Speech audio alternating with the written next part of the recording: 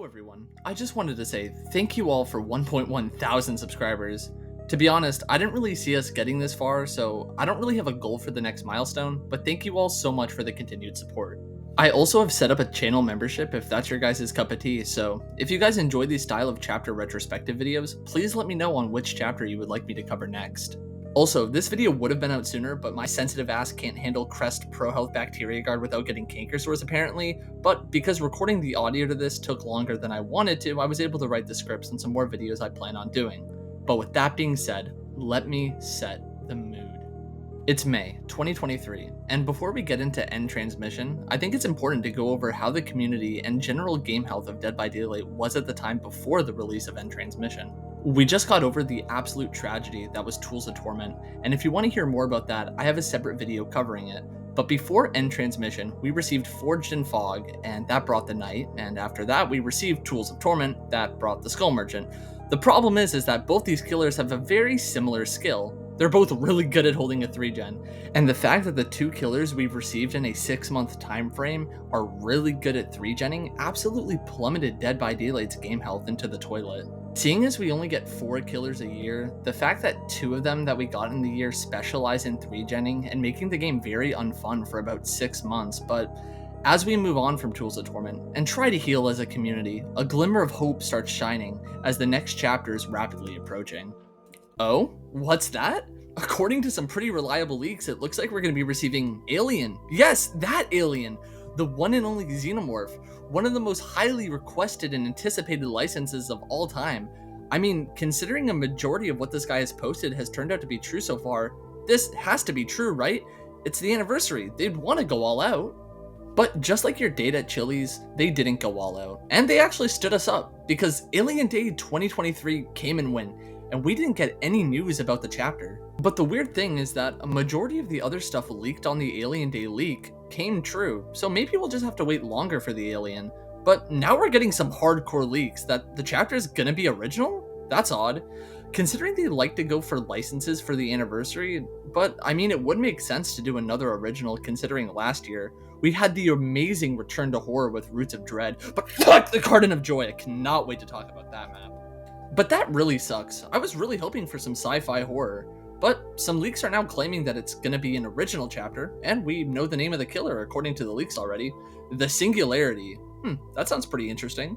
And according to the most unreliable leaking source in Dead by Daylight history, the new killer, the Singularity, will be able to open 2 electrical portals between each other and teleport. Well, considering that this is put out by the most unreliable leaking source in the Dead by Daylight community, I'm gonna take this one heavily with a grain of salt. I really hope that his power isn't just teleporting between 2 portals or multiple portals, because this would really be Behavior's copium for losing the Demogorgon. But if it's not the Alien, then what could it be? Hopefully it's a good original chapter, and thankfully not that much has actually been leaked other than potentially his name. Oh wait, never mind, the entire anniversary stream got leaked, and when I say the entire anniversary, I mean basically all of the cool important stuff that Behavior wanted to show off for the anniversary stream somehow made their way to the internet, including the trailer for End Transmission, the announcement for the casting of Frank Stone, the Naughty Bear skin, the Iron Maiden and Slipknot collaboration, Nicolas Cage, and the thing that I was the most excited for, Project T. I wonder how that's doing now. Oh! Behavior took that one and shot it out back too, I guess, but I can't be surprised considering they fired the whole promotional team that worked on the promotion for one of the most successful original chapters of all time. Anyways, with the entire anniversary stream practically all leaked, Behavior ended up streaming the anniversary a couple days early on May 19th, meaning the PTB would follow a couple days after the stream instead of launching right after the live stream as per tradition for the anniversaries. But during the livestream, we were finally properly introduced to the Singularity and Gabriel Soma and Toba's Landing. But judging off what we were told so far about the Singularity, it was a little scary hearing that the Singularity was going to be able to place cameras at generators. It sounded like he was going to be very good at defending them, worrying the community that we might have to deal with another 3-genning champion on our hands. But it would just be a couple more days until everyone would finally be able to get their hands on him during the PTB. Even though he was leaked, we received his trailer to showcase the upcoming content. It wasn't programmed to harm the crew. It was supposed to help us build a safer home, but something happened.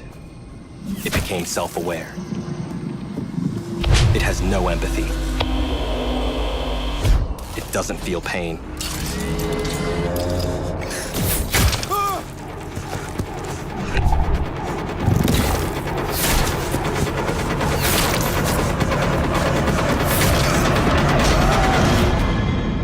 It learns at an impossible rate, and it won't stop until we are dead. Or worse.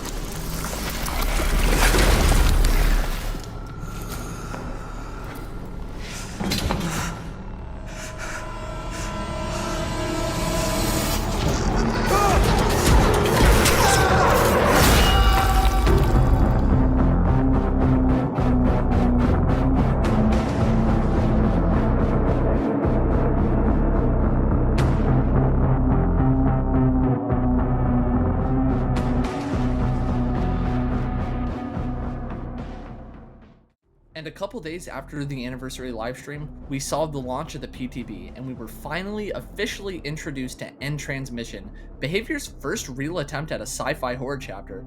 And personally, I think they did a pretty good job. I'm just kidding. They did an amazing job. So with that being said, let's take a look at all the content that we received during End Transmission, starting off with the main piece of content of the chapter, that being the Singularity.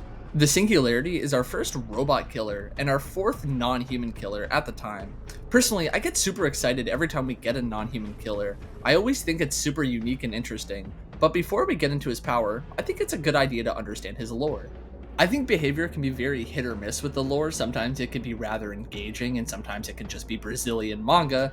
But thankfully for the Singularity, we got a situation where his lore is actually engaging. But the Singularity, otherwise known as Hux A713, is a certain robot created by Huxley Industries, who creates a lot of these Hux robots, but this certain one in particular went to go help on an expedition on an alien planet, and after some time on this planet, this certain Hux model would stumble across some ancient crumbling ruins, and he found some crystals inside, but when he approached it, it kind of zapped him and turned him into a sadistic humanity-ending robot murderer, kind of enlightened him and told him why humans suck and why he should kill all of them, which he should totally do, by the way. Anyways, shortly after gaining that new way of thinking, the Singularity would go back and slaughter the rest of the crew, which it's weird that the Singularity would slaughter the crew because I'm pretty sure he wasn't meant to harm them.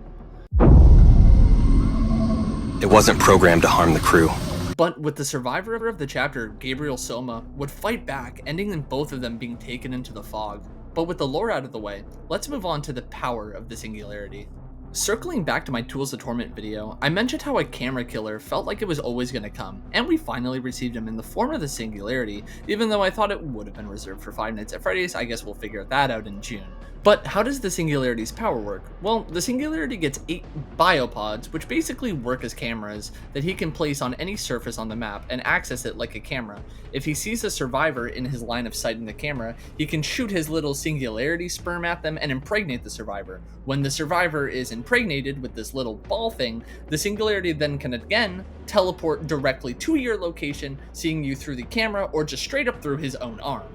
But to counterplay this, multiple EMP chests spawn around the map, allowing survivors to disable the cameras for about a minute. The Singularity can easily replace them though, but a lot of survivors were really worried that he was just going to place his biopods on generators and be an extremely oppressive 3-genning killer, but thankfully, that's actually not what he was. He was a very overwhelming and highly calculated killer to play. You had to be keeping a track of a lot of micro things at the same time. He was very difficult to play, but quite rewarding. Which I think is absolutely perfect for his design, being this cold, calculating murder machine who talks in an AI voice. And honestly, I wasn't a big fan of Dead by Daylight adding killer voice lines into the game, but stuff like this really makes me enjoy the fact that we have it now. And because the Singularity is one of the more modern killers out of releases, he has a very gorish Mori, which is really cool, that I'll play really quickly for you. It will be fast, possibly painless. Die fast, please.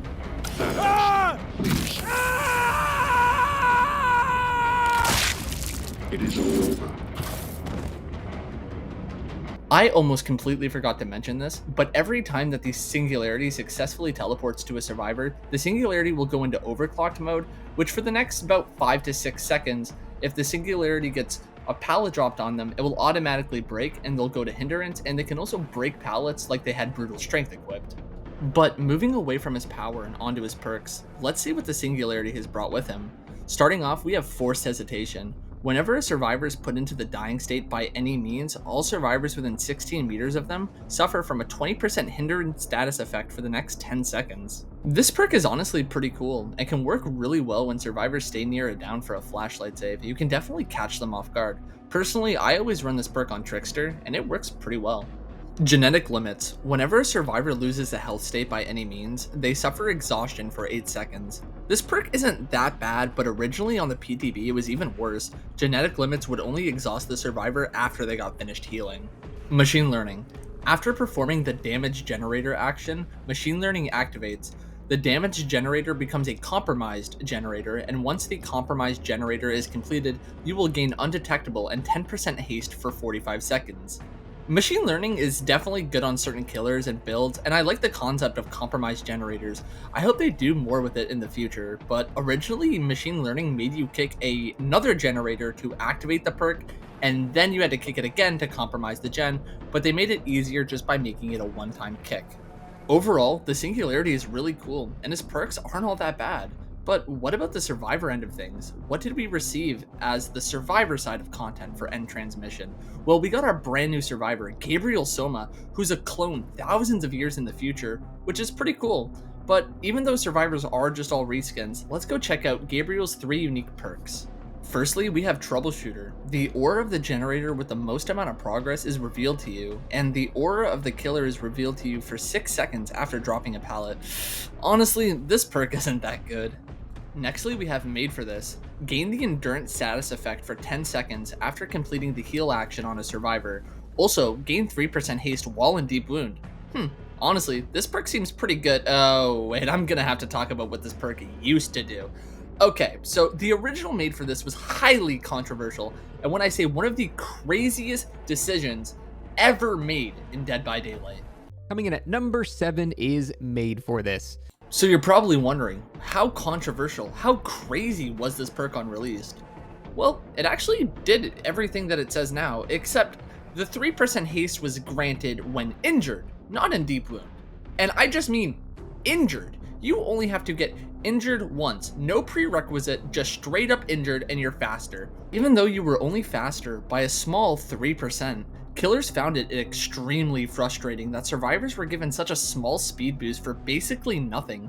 In Dead by Daylight, something as small as 3% haste could mean the difference between lasting 5 more seconds or a minute longer in chase. So having 3% haste just for being injured seemed a little unfair.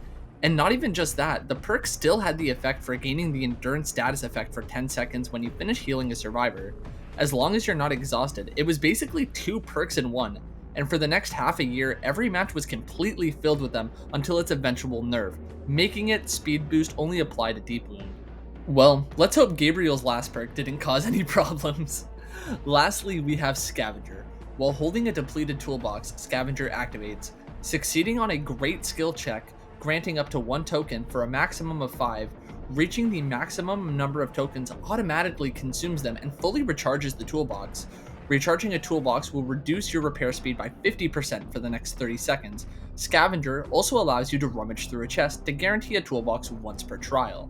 If you couldn't tell by my little chuckle, of course this perk was controversial. There was originally no 50% reduction to your repairing speed, and the fact that you would constantly be able to repair your Commodious, good thing this one was taken back out and shot before it hit live servers. Well, with that out of the way, let's talk about the map. The first time we have entered a brand new realm that's on an alien planet, that being the Dakarva Deepwood. Now, this realm actually houses 2 different maps, but the other one would come out with a different alien that we'll talk about in another video. But this map is definitely one of the biggest strays from typical horror style of Dead by Daylight. I know a lot of people don't like this map. It's very bright and sometimes a little ugly to look at, but personally it's one of my favorite maps because it's so extremely unique, and it's weird to think that this is our only jungle map in Dead by Daylight. But not too long after the official release of End Transmission, it didn't take long until people started complaining about how unfun it was to play as the Singularity, with how often survivors would get EMPs and other aspects of his kits that were frustrating. But surprisingly, Behavior kept consistently updating him according to the feedback of the community until he was finally in a spot where he felt comfortable. Some of those changes being the EMP crates not fully creating the EMPs anymore, and slowing down survivors when they use an EMP. and overall, Behavior was just doing a great job listening to the community. Personally, I think Singularity is in a great place, highly considered to be an A tier killer, but requires a lot of multitasking that might be a turnoff to some, but personally, I think it makes him quite unique and one of the more fun killers to play. Overall, I think Behavior did an absolutely amazing job on their first attempt of sci-fi horror. The lore of the Singularity being a robot who's trying to make himself more organic than typically the other way around is a really cool touch. I also think the consistent support, tweaking of numbers, and listening to the community after the chapter's launch is detrimental to a chapter's success. Gabriel also being a clone was very cool. Honestly, I just wish that the both of them would receive more cosmetics. Singularity does have quite a few cool ones, but Gabriel often gets forgotten by the cosmetic department. But that's okay, because have you seen the beautiful contest Singularity skin that we're probably getting later this year? Woo! Look at that work of art. Can't wait to rock this skin. But cosmetics aside, End Transmission is personally one of my favorite chapters, and one of the rare occasions where Behavior just absolutely knocks it out of the park with original content. But too bad we didn't actually receive the alien. Oh, never mind, we just gotta wait 4 more months. That's chill. But speaking of future content, please let me know down in the comments on what chapter you would like me to do next. I've already covered Tools of Torment, and I plan on doing a little shout out here to Josh Prime for recommending Portrait of a Murder, which I will be doing next. I'm not too sure when that will be out. I plan on getting some other stuff done next, but I just wanted to thank you all for watching the video, and I hope you enjoyed it. And lastly, Behavior. Please give Chucky a Phantom of the Opera skin. Thank you again for watching, and goodbye.